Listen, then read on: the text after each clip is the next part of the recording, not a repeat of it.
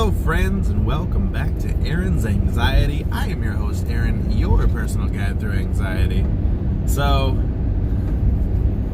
I didn't want to make another video about this.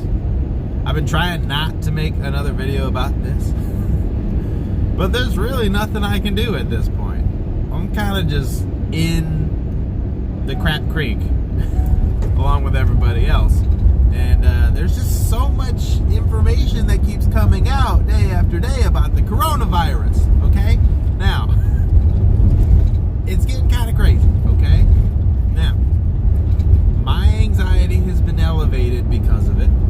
And I know a lot of other people that are in the exact same boat, okay? If you're not on Aaron's Anxiety family page on Facebook, check us out if you'd like to. But over there, we're a lot more one-on-one. And we can talk to each other and kind of talk things out. And everybody's kind of in a heightened state of anxiety because of this coronavirus. As if it wasn't bad enough for us already. Now we have one more thing to worry about. And it's kind of a big thing. But as the Aaron's Anxiety ambassador, I do feel the need to help when I can. And kind of reframe things to either make them more palatable or to make you realize it's not that big of a deal. Well, when it comes to the coronavirus, I'm having trouble. Because it's kind of a big deal, okay? And it is stressful. Here's how stressful it is. The most peaceful people in the world, the ones that are most, in zen, are kind of going, uh-oh. That's the coronavirus. So, it's over at my house, if you guys are interested. I am now off of work, okay?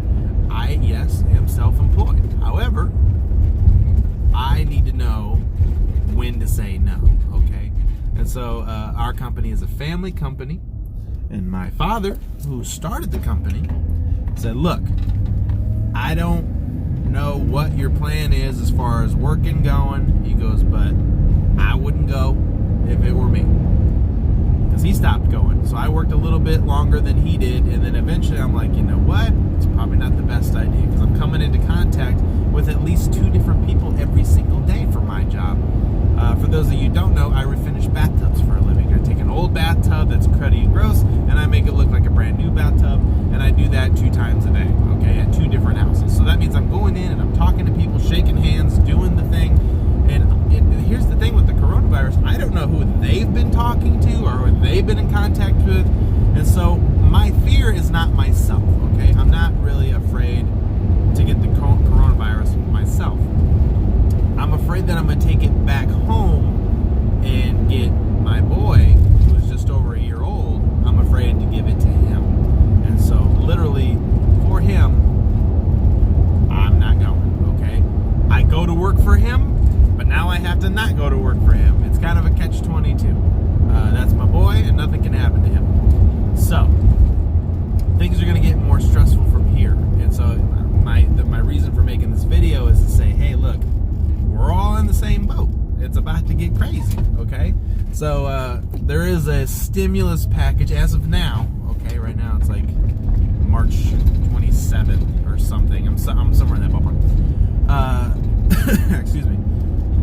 It's March, and they're going to do this stimulus package for people where they're going to send all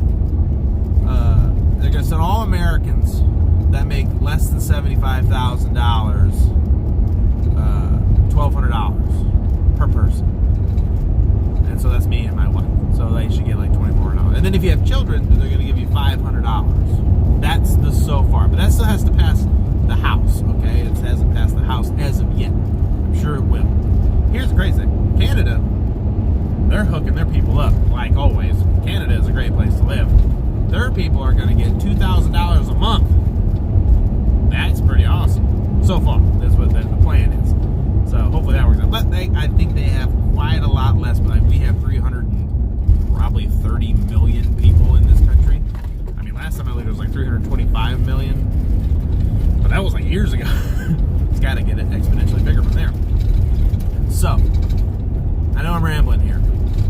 But what I'm trying to tell you is that stuff's crazy, okay? And so my recommendation, if people are going to look at me, which they do sometimes, and they say, okay, well, what's Aaron going to do in this situation? I want to let you know, in case if you think that I'm doing something that might be helpful to you, then you can do that. I think a lot of the things that I do I don't do anything rationally, and I know a lot of people that have a lot of big connections. That's a nice thing about my job. So that being said, the projection so far, if you talk to literally anybody, is that it's going to get worse from here. Okay, right now it's not horrible. Life is still life. Everything is still, for the most part, okay.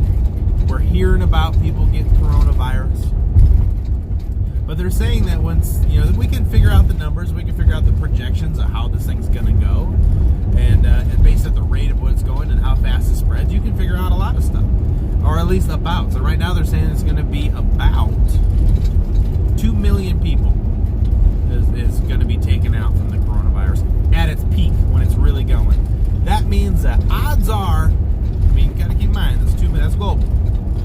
2 million people out of 7.5 billion people ain't even a dent. Like, that's not even close. So that is actually good news, okay? Because you got to keep in mind, with that many people, odds are very good that you are not going to get and die from the coronavirus. If you get it, odds are you're not going to. It's got a 98% return, success, recovery rate, whatever you want to call it. So, if you get it, odds are you're going to get through it. Now we say older people, well, there's a guy who was 101. He got over it. It was fine. It was fine. Now it's going to move itself differently in other people's bodies, but odds are you're not going to die from it. So that's good news. So let that sink in. Let that be a thing. The things that I'm worried about aren't the coronavirus itself. I'm worried about the backlash of what's going to happen. And what I mean by that is, say everybody goes out of work for 3 weeks, okay? That's conservative. That's conservative is all get out. It's obviously going to be probably longer than that, but I'm just using 3 weeks as an example. If you put out 3 weeks, that means everybody's 3 weeks behind. That means that places that need to get their things are 6 weeks away, because you got to keep in mind you're 3 weeks out. Well, you got 3 weeks of return. That means that companies are 6 weeks out. So you're going to hold up our whole economy, and this is everybody, but I'm just speaking for the U.S. You're going to hold up our entire economy for 6 weeks. Conservative 6 weeks. Like, it may be considerably longer. Whatever it is, however far we're out, you got to double it, because that's how long it's going to take to get everybody back to par. That's going to be a stressful situation. So right now the stocks are, they're doing what's called, I believe, is what's called a dead cat bounce. Don't ask me why it's called a dead cat bounce. It sounds horrible. I know, I didn't make it. But a dead cat bounce means everything's going down and it kind of jumps up just a little bit and before it plummets. And they call that a dead cat bounce. And I think that's what's going on right now, because the stocks were up just a little bit. Everybody was in the green yesterday. And I think it'll be like that for a little bit, but I think it's going to right back down. Nobody's going to work. How are you going to move the economy? How's it going? Also, we have the stimulus package come from the government. You have to come up with like some crazy trillions of dollars here, okay? It's like 3 trillion or something to give everybody money to supplement their income. Well, here's the thing. That money doesn't just come out of nowhere. It doesn't just, now we have money, and here, we have to print it. We have to print it off. We have to print a lot of money. Okay, we have the money we already have. And it's all digits on a code, but we have to print that out. And here's the crazy thing. Once you print that out, all the money that we have becomes less valuable because you're printing it out. You can't, okay, so right now, you have gold, right? Gold is sitting at like, I think, $1,600 an ounce, give or take a little bit. The reason gold's sitting at $1,600 an ounce is because there's only so much gold in the world. I think they said there's only enough gold to fill up 4 Olympic-sized swimming pools in the entire world. That's not very much, right? Now, we're still pulling it out of the ground, but not very much. So, that being said, there's a value there. There's a value because only so much is coming out. It's limited supply. Everybody wants it. Blah, value. That's why we've been using it for over 5,000 years. as currency. So, if I were to say, hey, here's $3 trillion in gold, here's 3 trillion ounces of gold. You know what's going to happen to gold?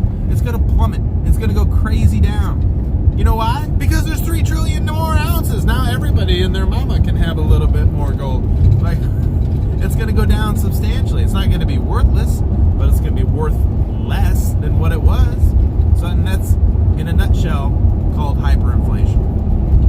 I am nervous about hyperinflation. I don't think it's going to be an overnight thing by any means, but I think it will be a thing. It's not looking good. So once hyperinflation happens, then the government starts printing off more and more and more and more and more to subsidize the less of value. And then you go over to the places, I think it's like Venezuela or something like that. Maybe it's not Venezuela. I don't know where I'm thinking. Anyways, they had hyperinflation. You could have a wheelbarrow full of money. They had like literally $1 million note kind of stuff, and you couldn't buy a piece of bread for it. Like, they couldn't give you a loaf of bread for it. It's pretty crazy. So I'm kind of nervous about that as well. So I'm gonna pull off the road because I'm almost where I'm at, but I'm not done talking.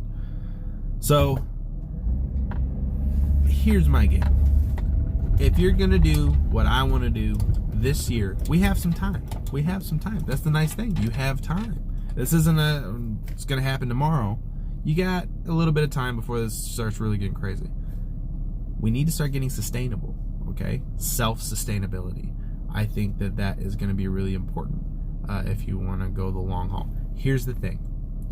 Is it gonna get as bad as everybody says? Probably not. It's not going to be as great as everybody says either. The truth always lies somewhere in the middle. That's just the way it is. So here's the thing, though. If it comes to a house fire, I would rather have a fire extinguisher and not need it than to need it and not have it. So for me, we've already got the stuff. We're going to try to grow a nice garden. We're getting raised garden beds this year. We're going to try to be sustainable as far as growing our own food, just in case. Worst case scenario, we're eating better. Like, that's it. You're never not going to use the food. So yeah, that's what we're doing. We're going to do raised garden beds this year. I'm already kind of a gun guy anyway, so I'll probably up my ammo count or something. Just, things here and there. Try to be sustainable. Try to have things like aspirin, ibuprofen, iodine. You want to have those things kind of sitting at the ready just in case you were to need it. If not, then you don't need it. Like I was telling my wife, you can go to Walmart and get a bottle of aspirin, like a 500 count of aspirin for like $3.98. Buy it. I haven't used that much aspirin in my whole life yet. Like, it's fine. Like, it'll be fine. So I get a couple bottles here, a couple of bottles there. No need to buy out the store. Okay, we don't need to create a frenzy here. And just be cognitive of what's going on. You know what I mean? Be smart. And so this, in turn, let's bring this back around and put a big pretty bow on it. This, in turn, is going to make you feel better. It's going to make you feel more sustainable. If things go wrong, you have backup. That's a good feeling. That brings the anxiety down in your body. Look, there's a lot of crazy stuff going on, and you don't need to worry yourself with all that stuff, okay? All you need to do is focus on you and your family, okay? That's it. Prepare for the worst and expect less. How's that? So prepare just in case if something were to go wrong, you have sustainable food or ways to get about food or medicine, things like that, and then go from there. If everything pans out and goes right back to normal, fantastic. You just have some more food and you learned a new skill. So, but this is going to help your anxiety tremendously, because whenever you're looking at the news, which I don't ever recommend, and shit's hitting the fan, you can go, you know what? That sounds crazy, but it's not going to be as bad over here for me and my family. That's a good feeling. Alrighty? So, alright, friends, if I can help you out in any way, give you any kind of information or guidance, I mean, I just kind of do my thing. If people want information, I'll help them out as best I can. Just let me know. I would love to share my story or what I'm doing with you. And then, other than that, I'm going to be regularly making my Aaron's Anxiety videos.